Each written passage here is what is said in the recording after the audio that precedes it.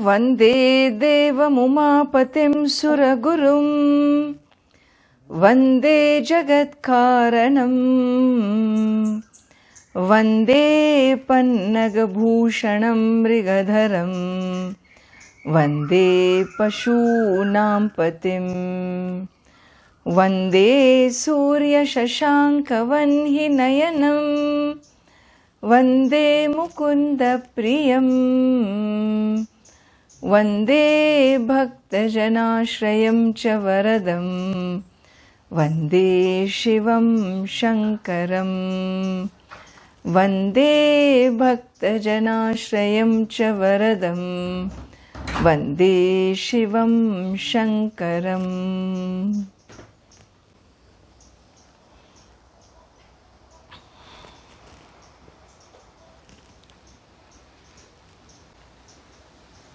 So today we begin a very beautiful traditional text known as Sri Daksinamurti Stotram.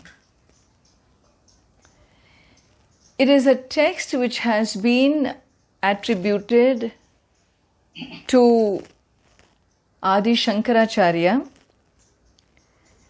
And before the beginning of the text, we have a few what we call dhyanam, what is written there as dhyanam or dhyana shlokas. So contemplative verses. When we are to study, we always have begin with some invocatory prayers.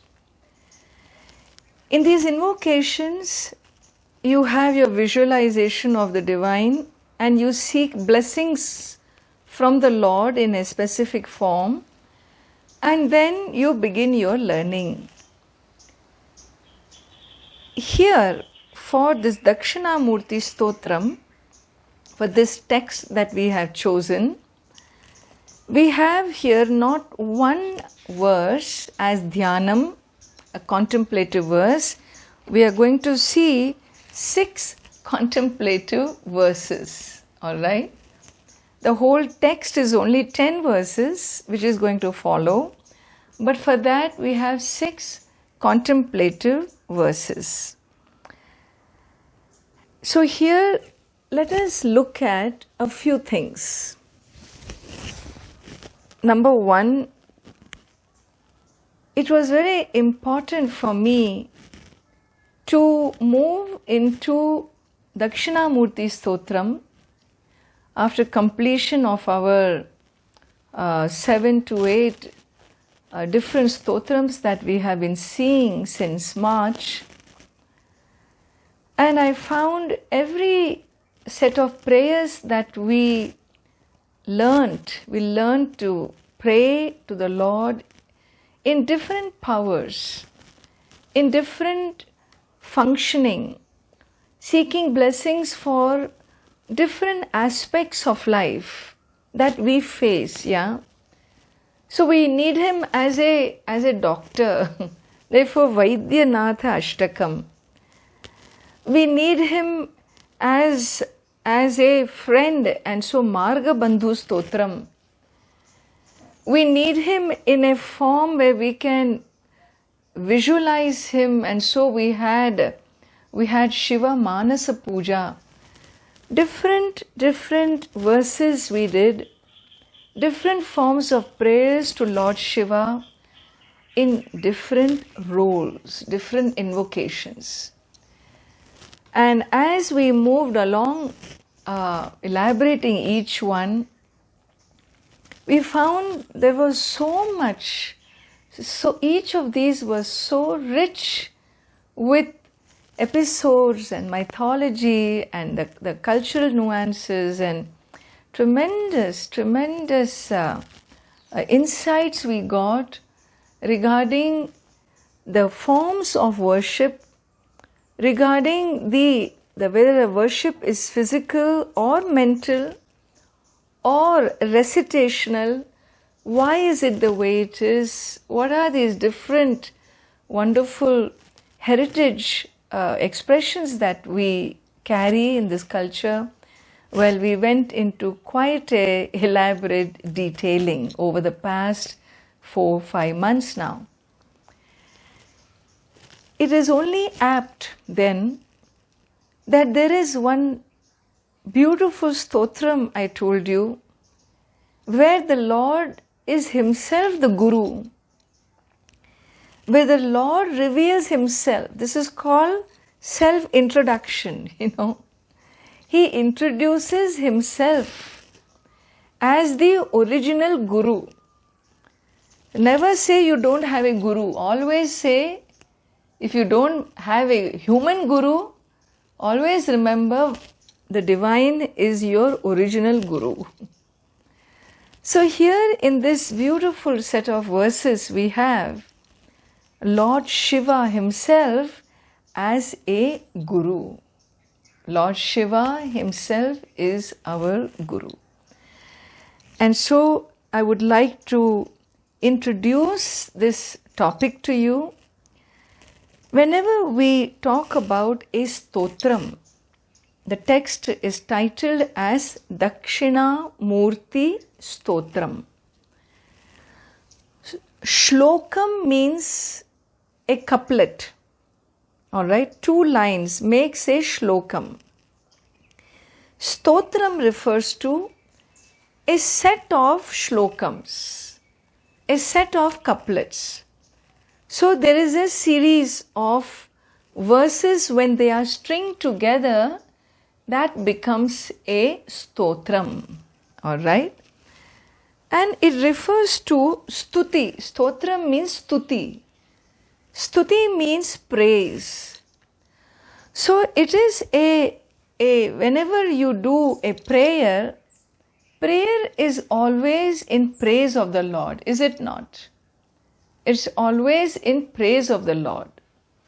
Maybe some of our prayers are only begging because we see ourselves as beggars, and so Lord becomes a provider, and so you keep begging. You have a big list of things to beg and get delivered. He is a delivery boy.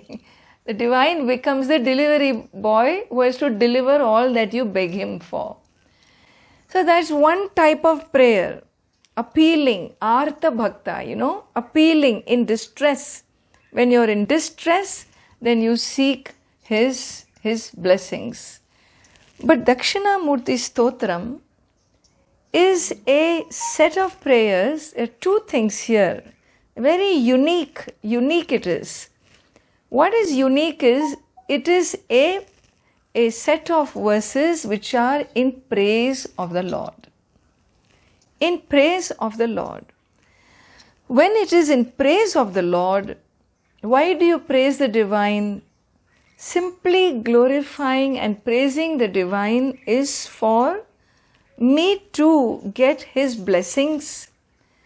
Divinity's blessings means what? Divinity's blessings means cleansing of our impurities in our life. Ammaji, cleansing is very easy. I just go under the shower and I am cleansed. No. We are not talking about physical impurities. We are talking about karmic impurities. Karmic impurities are impurities that we pick up every day of our life. With wrong thinking, with distorted thinking, with operating from ego, with our greed, with our jealousies, with our competitions, is nothing but solidified impurity. Understand? Our thought system moves with these impurities. What is an impurity? It is something that you cannot live with, correct? You cannot stand it, you cannot live with. You want to get rid of it. Is greed something you can live with? Is jealousy something you can live with? Is desire something you can live with? Yes, Ammaji, I have all these desires. Question is, do you get sleep? When your heart is filled with desires and greed and jealousy, are you at peace? We lose our peace. The thought patterns which make you lose your sleep, those thoughts are called impure thoughts. And therefore, these impurities, we want them to go. Today I have it, tomorrow when I wake up, I don't want to feel the way I felt today. All right, what are you going to do about it? How will you cleanse? Which soap you will use, which shampoo will you use to remove these impurities that are sitting in the thought system? And here we understand the importance of prayer, the importance of seeking help. Because even though I am carrying it, I don't seem to have the capacity to drop my greed, to drop my jealousies, to drop my sadness, to drop my depression. I don't seem to have the capacity, and therefore I seek external help from somebody who can grace me, who can give me blessings to release me from this. And therefore, praise to the Lord is seeking, invoking Him, invoking His grace so that His blessings on me will help me. I will discover peace, I will discover comfort, knowing that I am being looked after. Knowing that I am being looked after. And therefore, Stotram is meant for, the Stotram when you say, all this time we have done different Stotrams. And each of them were praise of the divine to seek His blessings, to make ourselves more and more prayerful, more and more trusting, more and more being comforted. And it's amazing, I may say all this here in the class, but I do know, and you know, those who have stayed with me over these months, you know what a difference it has made for you during such challenging months that humanity has been facing. So what does that mean? That means already the comfort is with you. The blessings are with you. And so this set of verses that we are going to be learning, it has a great value in recitation. In Sanskritam we say Parayanam. In this culture we have many verses which are just used for recitation purposes. They are prayers. People don't even understand what they pray. I know women who will daily recite Sundarakandam, of Ramayana. Valmiki, they daily recite. Ask them what it means, they don't know one word. They don't know any meaning. But the recitation itself, they will vouch for, they'll champion for the recitation. So this particular culture, it's a cultural thing. And so Daksinamurti Stotram is used for recitation purposes. Okay? And it becomes a prayer, which is very unique to Daksinamurti. It is unlike, when we study Lord is Guru, means you're going to get the highest knowledge in this. Self-knowledge is going to be taught here. But you never recite Tattva Bodha. You don't recite Atma Bodha. You don't recite Viveka Chudamani. These are classical Vedantic texts. Everybody studies Viveka Chudamani.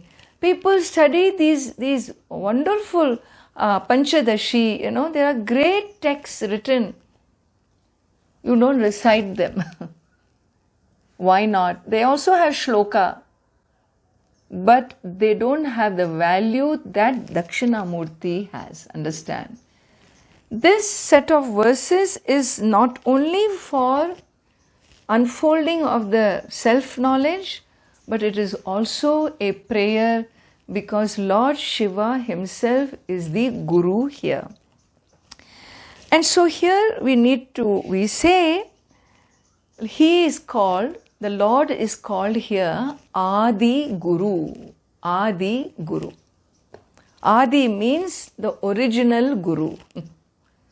The most authentic Guru is Lord himself. He is the Guru and he is the first Guru. Who is a first Guru? Can I say, my Guru is the first Guru? Mother. The first Guru should be one who is not a disciple of another Guru. Was your mother the original mother? She came as Immaculate Conception. So, if there was Immaculate Conception, if my Guru didn't have another Guru, he would be the first Guru. But when you look at this, every Guru has been a disciple of another Guru. And what about that Guru? He became a disciple of his Guru. Who was a disciple of his Guru? Who was a disciple of his Guru? And you keep going. Why his Guru? He was a disciple of her Guru. And she was a disciple of her Guru. And so you find this his, her goes on and on and on. Until where? Where are we going to stop this? Tracing the original Guru. The original Guru, the day you trace for me which came first, chick or egg, that day I will tell you who is the original Guru. You understand? If there is an original Guru, that Guru should be one who never had to be a disciple of another Guru. Understand? He never needed to be a disciple of another Guru. How is that possible? That is possible if his starting point was not in ignorance. For all of us, our starting point has been in ignorance. And so the Guru's role is to help you shed the ignorance. And how did the Guru get the knowledge? Well, when he was ignorant, his Guru came to shed his ignorance. And so the starting point of every Guru has been a Shishya, a disciple. He has been a disciple because he had ignorance. So who would be the original Guru? Original Guru is that Guru who never needed to be a disciple of another Guru. Why? Because he did not begin with ignorance. Means what? He is a manifestation of omniscience. The original Guru is a Guru who has ever been with knowledge. Ignorance never veiled his knowledge. Ignorance has two powers. We are going to see this later. One is a power to veil and second is a power to project. Ignorance covers and it projects differently. You will see this later. But here in our Adi Guru, there is no veiling of the knowledge. He is nothing but omniscience. Hence he is called Adi Guru, the first Guru. And what does he do? He hands over the teaching. he gives this self-knowledge. Whom does he give this self-knowledge to? To, of course, disciples. To those who are capable of receiving this self-knowledge. And therefore we have a very, very important word in this tradition, and it is called, the word is sampradaya. Sampradaya means tradition. The initiator of the tradition, the one who started this tradition, is called Sampradaya Karta. I will give you these two words in the WhatsApp group later. Sampradaya Karta. The Lord is, the omniscient being, is the one who began this tradition. What tradition? The tradition of the teacher teaching and the disciple receiving. Once the disciple receives and blessed by the teacher that he is now ready to teach, then he goes out to share knowledge. So the Shishya becomes the Guru, the disciple becomes the Guru. Now he has his own disciples who will eventually become Guru of their disciple, who will become Guru of their disciple, who will become Guru of their disciple. And this is called the lineage of Guru-disciple lineage. This is a lineage of Guru-disciple in which knowledge is handed over from one generation to the next. And this knowledge has been coming down to us from the beginning. Thus, the one who started it all is Lord Himself, and hence we believe this knowledge will never ever go into the burial ground. Maybe instead of in the golden era, maybe the entire society had the knowledge, who knows? Maybe in our times, there may be 1% of the population who may have this knowledge, who knows? But that 1% will be enough to pass this knowledge on to the next generation. So there has never been a time when this knowledge, the tradition or this lineage got cut. How do you know? How can you be so confident that it never got cut? Very simple. Because you and I are sitting here studying, is it not? If it had gotten cut, we would be talking about it as some kind of an archaeological fact, or talk to each other like historians, have debates. When did this knowledge end in history? We will talk, our whole discussion will be different. So this is a living tradition. Receiving self-knowledge from a teacher, a guru, is a living tradition. It is not something that we talk about as a golden history of this civilization. It is not something that happened thousands of years ago and you want to know an ancient culture, and so go to the library and you can draw all information like the ancient Greek culture, the ancient Egyptian culture. No, not at all. The Guru Shishya Parampara, the Guru tradition, is a living tradition. And that's because it has been protected. Protected not by archiving in the digital space in the cloud. It has been protected by listening and retaining. By listening to the medium of knowledge, how it came is through words. And therefore we call it the medium of knowledge is called Pramanam. And the Pramanam, the means is words. Shabda Pramanam. Shabda means word. This knowledge, this revelation of self-knowledge has been given to us in the form of words.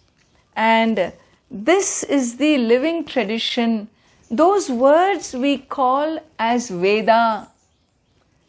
And in the Veda, there is a portion called Vedanta, the end of the Veda. And in that portion comes this amazing revelation called self-knowledge. And so, Lord as Shiva, He is the one who is the Adi Guru. He is the one who is the initiator of this knowledge, of this tradition. And therefore, when we learn Vedanta, there is a beautiful little verse we recite. Sada Shiva Samarambham Shankaracharya Madhyamam Asmadacharya Paryantam Vande Guru Paramparam.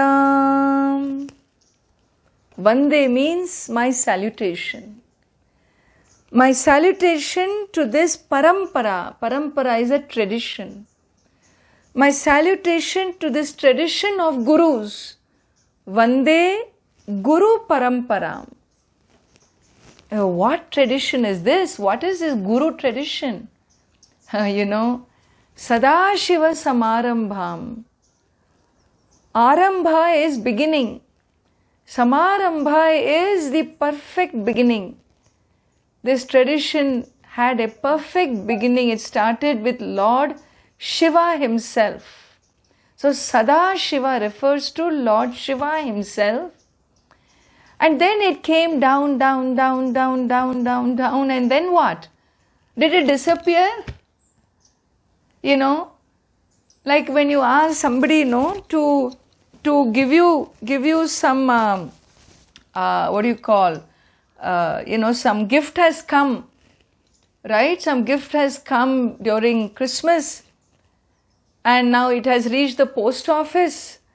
And from the post office, it is going to come to you.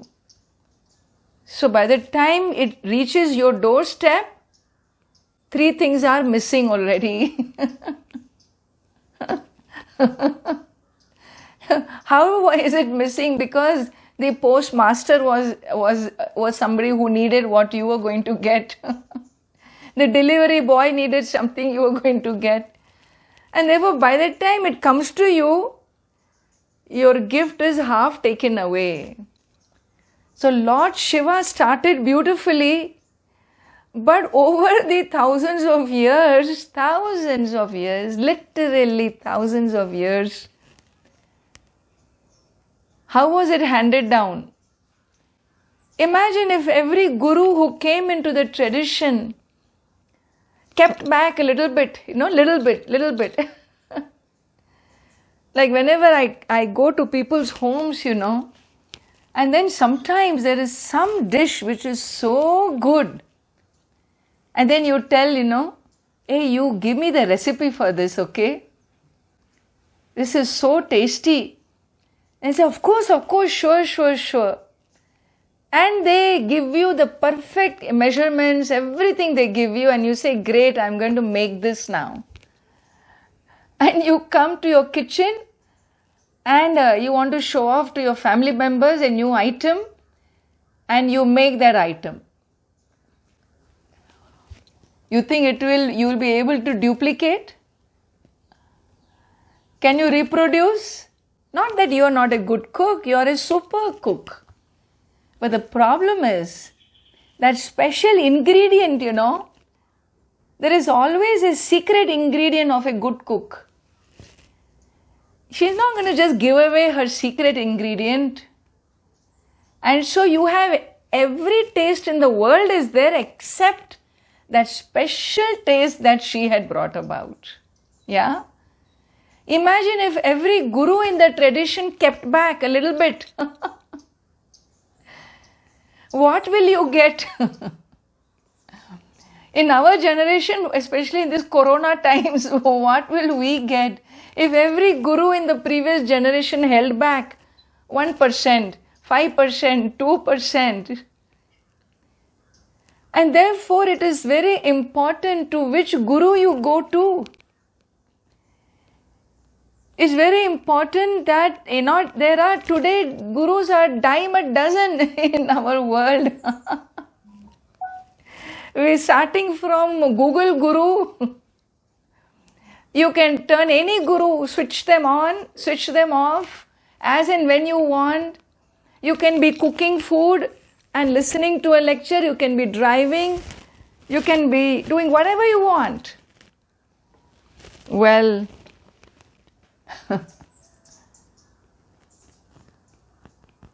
not anybody can become a guru. Because there is a very big qualification of a guru. You can teach a text. You can have grammar. You can read all and understand what is there because you have a language, if you know Sanskritam. That does not make a person a guru. Guru is somebody who has lived their life in actualizing the teachings, in making that the teachings real for themselves, making sure that their own life reflects what they talk. Your thought system, the words spoken, the language, the activities, everything needs to just present itself. And so unless a person has that quality, that's something where the teaching, you look at that soul and you know that teaching is with this person. There are people like that. And there are others from whom you can get all technicalities of learning, but you miss the boat. And so here, this great tradition talks about an outstanding teacher, an outstanding visionary, an outstanding soul who is Adi Shankaracharya. We don't even know when he lived. Some say 1,000 years ago, some say 1,500 years ago, some say 8th century. But this young soul, this monk, sannyasi, he attained samadhi at a very early age when he was 32. But during his life, he left behind such a phenomenal literary heritage for Vedanta, students of Vedanta. Unparalleled literary heritage was left behind by him at such a young age. Apart from traveling from Kerala, his birthplace, right to the top of the Himalayas, 4,000 meters above sea level, to Badrinath and so on, those countries, traversed east to west, north to south, the whole country. And this amazing soul is given the honors after Lord Shiva. And so this little prayer, Sada Shiva Samarambham, Shankaracharya Madhyamam, it is this Adi Shankaracharya, to him also my salutation for giving us this wonderful tradition that gives you the teaching of oneness. Religions give you teachings of God, right? But along with that, they create many, many wars. They don't give you teachings of oneness. They don't have a culture that can boast of oneness. Here is a culture, here is a civilization that boasts of that sanctity of oneness as the divine manifestation in this world. And this tradition that hands over this knowledge generation to generation, as I said, in the middle is Adi Shankaracharya, and then Asmadacharya Paryantam, up to my teacher, my guru. Because the one who came in between himself is 1,000+ years ago. And now I have come. What's the point in glorifying somebody if I'm not going to benefit? Here I am with my teacher.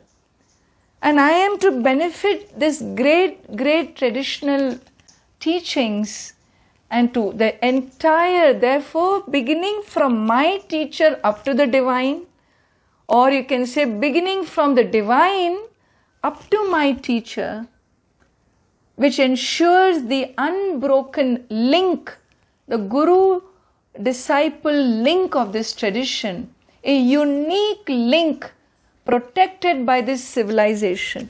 Many cultures have talked about oneness. There have been saints in every civilization. But a teaching that has remained protected in a culture where today we can talk about it, we can share this knowledge, we can offer this to humanity beyond the race, beyond the gender, beyond the color, beyond nationality, beyond, no matter where you are from, it does not matter. This is our birthright to get this self-knowledge, because it has come from Lord Shiva, come from the omniscient being for his human beings. I am human and I have every right over this knowledge. You have every right over this knowledge as much as I do. Neither I have the authority to hide it from you, nor you are somebody who anybody can question when you try to claim Vedanta is for all of us. It is for humanity at large. And we salute, we offer our gratitude to this great tradition that has protected the integrity, of such a powerful revelation. We must be grateful to this tradition and to all the gurus belonging to the tradition who have lived up to their position, who have lived up to the role, who have given their all to the tradition. We use this moment to offer our gratitude before we enter into the text. Okay? And therefore we say, it is not only we seek Ishvara Kripa by reciting the Daksinamurti Stotram, we not only seek grace, Kripa means grace, we not only seek grace of the divine by offering, by this prayer, we seek grace of the Guru. The Guru tradition, because it is all words. Let me learn the words, let me understand. Yes, we have made English a universal global language, all right. But still, the words, the language in which the revelation was given, the classical Sanskritam, we put in our effort to learn, because this can be and learning in the language that it has been given. And therefore we say Sanskritam is also a global language. It is also a language because it's phonetic. It's a phonetic language. You know what that means? Phonetic means anybody, as long as you have a human voice, From the human vocal apparatus, you produce sounds. And these sounds gain meaning. That language, which is phonetic in nature, is universal. It has a universal appeal. It has a universality about it, universal value. And so here, the second gratitude we show, seeking, praying to the Lord, not only as Ishvara, divine being, but also as Guru.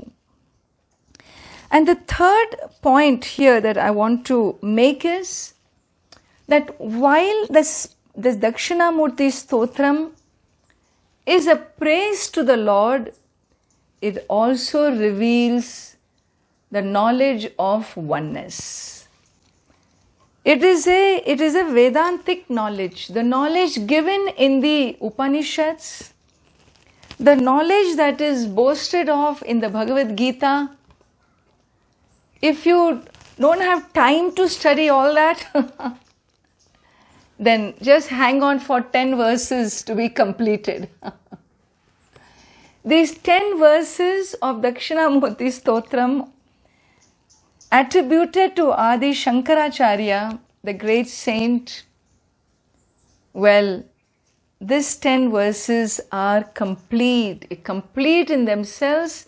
They can become your daily prayer, or they can become your daily reminder of your own essential self. And therefore, it is important to understand that in this tradition, when we study Vedanta, we call this Prasthanatrayam. I will also give you this word, Prasthana. These are all classical learning process. Prasthanatrayam. 3 forms of study that we do. One is the study of the very Upanishads, the revelations that Lord Shiva gave, the divine being gave, omniscient being gave. He gave to rishis, I said, sages, who were his disciples. We will look into the details later. And so when the divine reveals knowledge to somebody, that knowledge is called revelation. It's called revelation. When it is revealed, not when it is figured out. Scientists figure out. They invent, they figure out, they research. But this is something given, revelation. And so this revelation-based learning of the revelations called Upanishad learning becomes the first series of learning that we do in the tradition. The second is the Bhagavad Gita. Bhagavad Gita. Bhagavad Gita, even though revealed by Lord Krishna, again it's a revelation. It is authored in a work called Mahabharata. The Gita is authored in a work called Mahabharata by a sage called Vyasa. Like Shankaracharya, we have an amazing sage named Vyasa. And so that is the second important work that we learn to know the self-knowledge, what it is. The first one we call it Shruti Prasthanam, connected to the Veda. The second we call Smriti Prasthanam, connected to the Bhagavad Gita. And the third we call Nyaya Prasthanam. This third one has a name. I will give you all this in the book, don't worry. The third is called Nyaya Prasthanam, which is basically Brahma Sutras, the sutra literature of sage Vyasa. Another mastermind, another rishi who gave us the meanings. It is an amazing work with 555 sutras on Brahman, on the divine, presented in a logical way. If you think you are a good logician, write the Brahma Sutra, study that text, then you know what is logic of a great sage. How he proves again and again that there is nothing else in this world except oneness. If there is a truth, that truth is only oneness. And he shows it to you in those sutras, this great sage Vyasa. So this kind of learning is called Prasthana Trayam. I'm going to close now. It's called Prasthana Trayam. What we are going to study in Daksinamurti Stotram is none of these. Is none of this. Then Ammaji, why are you telling us all this? Why should I not tell you? You have every right to know. Why should I hide from you? Why should I keep it to myself? You must know. Whether you like it or not, you must know. And therefore, this is a classical learning process. And all this has been simplified in a kind of work called Prakarana. Prakarana. Prakarana Grantha they are called. Prakarana Grantha means different expressions of that oneness, highlighting certain aspects of oneness. There are some literature in Vedanta which highlights certain aspects and the oneness is revealed. Those texts are called Prakaranas and there are hundreds of thousands of them. And Daksinamurti Stotram is one such text of Adi Shankaracharya, in which Lord Shiva is our Guru and he reveals the knowledge of oneness. Okay? And so we are going to be seeing a Prakarana Grantha. As you notice, we are moving into really the teaching with the essence. So far I have taught you prayers. They're all beautiful. To invoke the devotee in you, to invoke devotion, to invoke prayer, to get insights into the vastness of what it is all about. But today we enter into the actual traditional teachings, okay? And so it's really, that's why I felt we must have an altar, we must invite the goddess in this lamp that we have lit, an oil lamp, and be prayerful while these teachings are being offered, okay? I will close here for now, and next week, next session, we will pick it up. Om Purnamadav Purnamidam Purnat Purnamudachyate Purnasya Purnamadaya Purnamevavashishyate.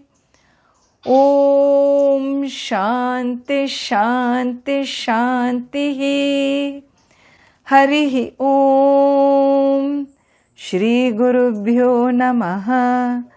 Harihi Om.